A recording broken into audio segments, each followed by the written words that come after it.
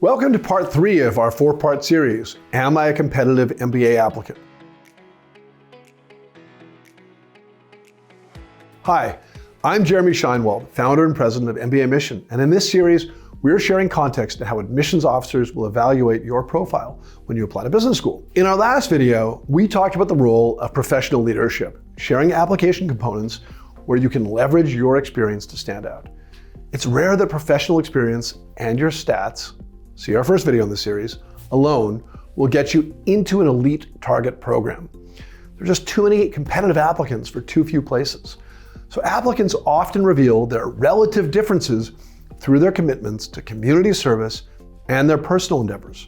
Now, that doesn't mean that admissions committees expect that every applicant will punch the clock for a certain number of hours of community service each year.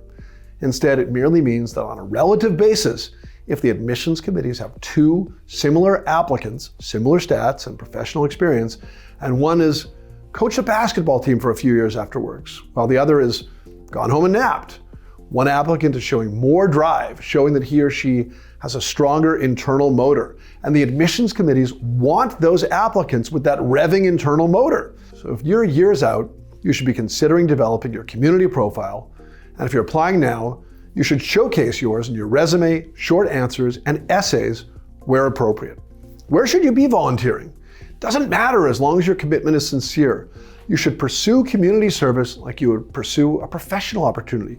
You'd never take a job you dread, so don't do community service that you dread. A good test for yourself is, would I do this activity even if I weren't applying to business school? So do your best to find a role where you can be impactful. And again, like professional leadership, the admissions committee isn't expecting that you'll lead the entire organization to greatness. Though if you did, of course, that's fantastic. Instead, they're expecting that you'll be able to show your values and personal characteristics.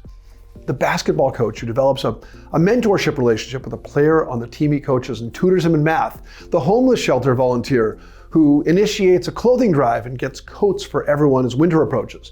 The engineer who goes online to teach those abroad to ensure they have clean water in their well.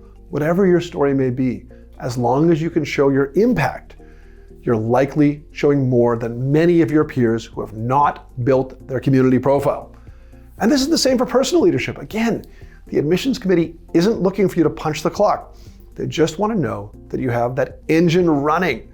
So if you've created an online community for enthusiasts of your favorite band, or you self-published a compendium of the best hikes in your region, just as examples, certainly not as recommendations, find what motivates you, then you have an opportunity to show that you expect more of yourself and do more than others on a relative basis.